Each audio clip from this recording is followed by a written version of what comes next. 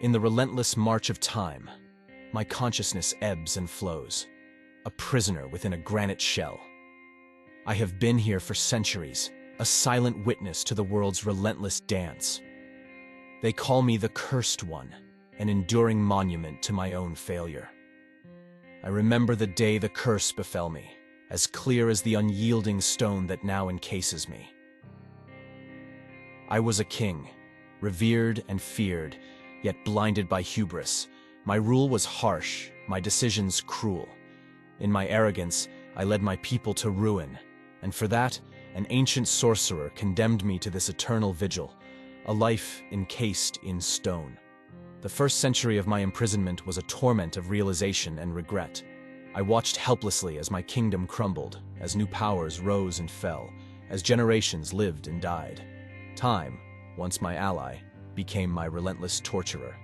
But as the years turned to decades, and decades to centuries, a numbing acceptance began to take hold. I became a fixture, a myth, a statue in a forgotten square, where children play and lovers meet, oblivious to the tormented soul trapped within. The physical sensation is a curse of its own. I feel the wind's caress, the rain's kiss, the blistering heat of the sun, and the biting cold of winter. Birds perch on me, their tiny claws like needles on my stone skin. And pain, oh, the pain is very real.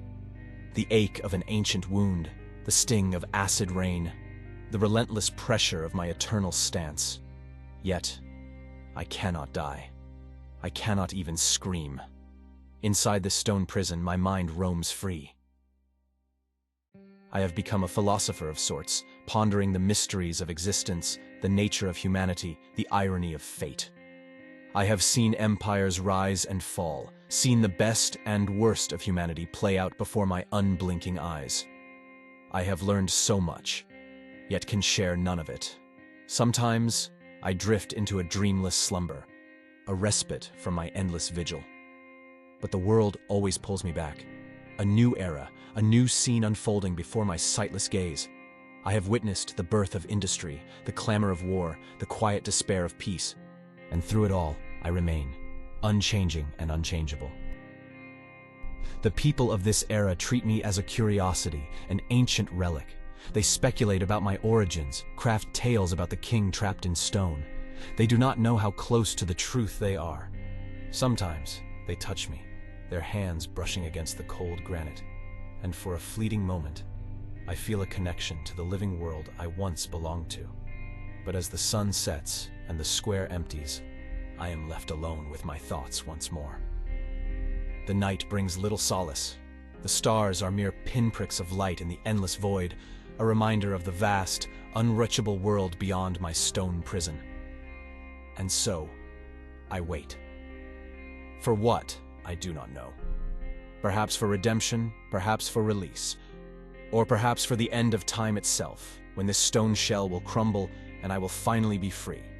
But until then, I watch, and I remember, and I regret. For I am the Cursed One, the king who failed his people, condemned to witness the march of history, forever unable to partake in its dance. As the world spun into the heart of the 20th century, an era of unprecedented change, my stone-bound existence entered a new epoch of silent observation. The air, once filled with the distant clatter of horse hooves and the murmur of simple lives, now vibrated with the roar of engines and the frenetic pulse of modernity. In this era, I watched the square around me transform. Buildings soared to the skies, their glass and steel facades reflecting a world moving at a breakneck pace. The people too changed. Their clothes, their conversations, their very mannerisms spoke of a world far removed from the one I had known. Around me, history unfurled in vivid, painful detail. I witnessed the scars of war, the suffocating grip of economic depressions, and the restless energy of recovery. The world was in a constant state of flux, and I, a silent, unchanging observer, a relic in a world that no longer had room for ancient curses and forgotten kings. Yet it was not just the world that changed. I felt a transformation within myself as well. The deep, gnawing pain of existence remained, but a new sensation began to emerge, a curious detachment, a sort of philosophical resignation. I was becoming an observer, not just in body, but in spirit as well. The mid-20th century brought with it the echoes of conflict and the whispers of emerging technological marvels. I saw young men and women, full of fervor and idealism, march off to wars that spanned continents.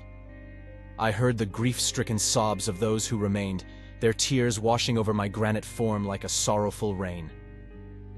But amidst the turmoil, there were moments of startling beauty and profound humanity.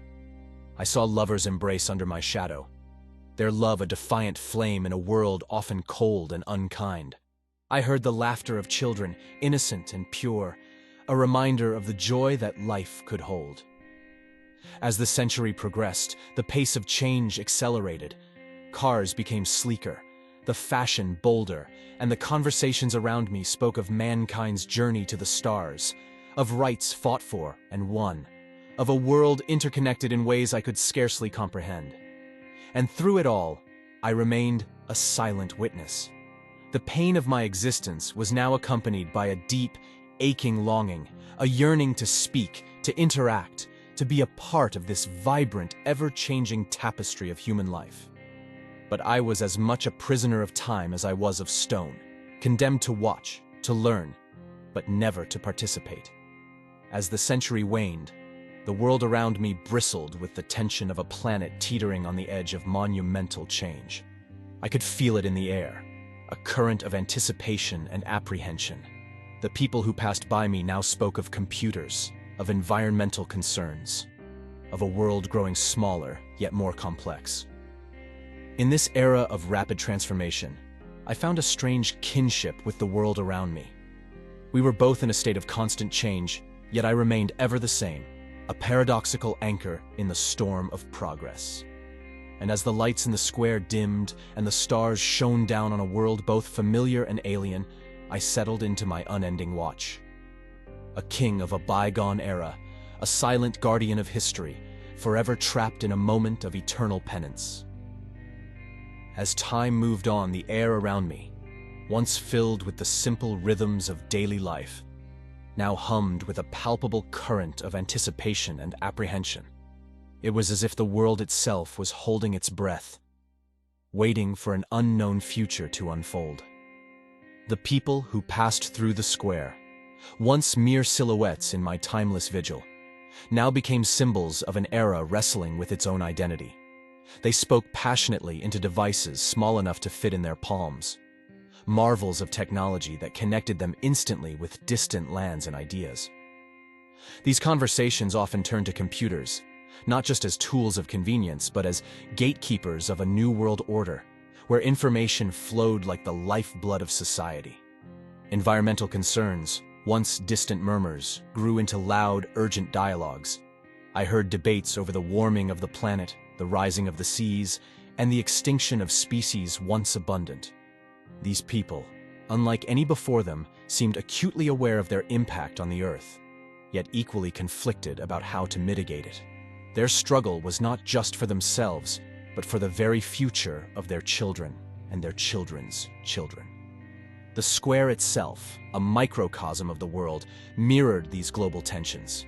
Protests erupted like sudden storms, passionate and fierce, as people demanded action on climate change, social justice, and political reform. These gatherings were a tapestry of humanity. Young and old, rich and poor, united by a common desire for a better world. In quieter moments, I observed the subtle shifts in daily life that spoke volumes of the era's complexity. Electric cars glided silently through the streets, their sleek designs a stark contrast to the noisy, gas-guzzling vehicles of the past. Fashion, too, had evolved, with recycled materials and sustainable practices becoming badges of honor, symbols of a generation striving to live in harmony with the planet. Yet, amidst this whirlwind of change and progress, there was an undercurrent of uncertainty, a sense of uncharted territory. The digital revolution had brought the world closer, yet in some ways, it seemed to push people further apart. I witnessed individuals lost in their screens, isolated in a sea of connectivity, searching for meaning in a world that offered endless information but scarce wisdom. The square became a stage for the unfolding drama of the human condition. I saw the birth of movements that would shape the future, heard the voices of leaders who would become icons of change, and felt the collective heartbeat of a world on the edge. As the late 2020s dawned, the world I had watched over for centuries teetered on the brink of an unfathomable precipice. The era was a maelstrom of technological marvels and existential threats. A time when humanity's boundless potential for creation and destruction were both achingly evident. In this tumultuous period, the square that had been my silent abode transformed once again. The buildings reached ever skyward, their surfaces adorned with digital displays and pulsating lights. The people, always in a hurry, interacted with the devices that seemed like magic to my ancient understanding. But beneath the veneer of progress and prosperity, a shadow loomed. Whispers of conflict, of political tensions escalating into something far more sinister, grew louder. The air was thick with apprehension, the collective anxiety of a world facing an uncertain future. I had seen wars before, watched as humanity tore itself apart time and again. But this was different. The very air seemed charged with a foreboding sense of finality. And then, it happened. It began as a distant, barely perceptible flash, a blinding light that tore across the horizon. This was followed by a deafening roar, a sound unlike anything I had ever heard in my silent watch. The earth shook, buildings crumbled, and the world as I knew it was consumed by an unspeakable fury. The nuclear annihilation, long feared and foretold, had come to pass. In its wake, it left a world unrecognizable, a barren landscape where once there had been life, laughter, love. The square around me was obliterated, the people gone, the very fabric of civilization torn asunder. In the aftermath, a haunting silence enveloped the world. The sky, darkened by the ash and dust of destruction, turned the days into perpetual twilight. The buildings that had once scraped the skies were now but hollowed husks, monuments to a fallen world, and I remained. The curse that had bound me to my stone form had somehow shielded me from the devastation. I stood alone in a desolate wasteland, the last witness to humanity's final, tragic act. The loneliness was overwhelming, a crushing weight on my already burdened soul. For the first time in my long imprisonment, I found myself longing for an end, a release from this eternal vigil. But it was not to be. The curse held firm, chaining me to an existence devoid of everything but memories and regrets. So, I watched over a dead world, a silent guardian of a legacy lost to the ravages of time and hubris. The days turned to years, the years to decades, and still, I remained. A lone statue amidst the ruins of civilization. As the centuries passed, nature began to reclaim what was left. Green shoots broke through the cracked concrete. Animals returned to roam the empty streets, and the world, in its own way, began to heal. But the scars remained, a stark reminder of what had been and what could never be again. In my solitude, I pondered the fate of humanity, the fleeting nature of existence, and the immutable laws of consequence. I had been a king, a ruler, a tyrant.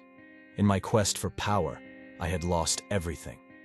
And in my punishment, I had witnessed the rise and fall of the very world I had once sought to dominate.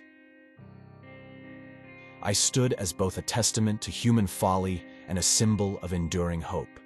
For even in the face of utter annihilation, life found a way to continue, to evolve, to thrive once more. And in that, perhaps, lay the ultimate lesson of my long, painful vigil. I am the cursed one, the eternal watcher, the last remnant of a world long gone. In my unending solitude, I stand as a silent reminder of the fragility of life, the price of hubris, and the enduring power of hope.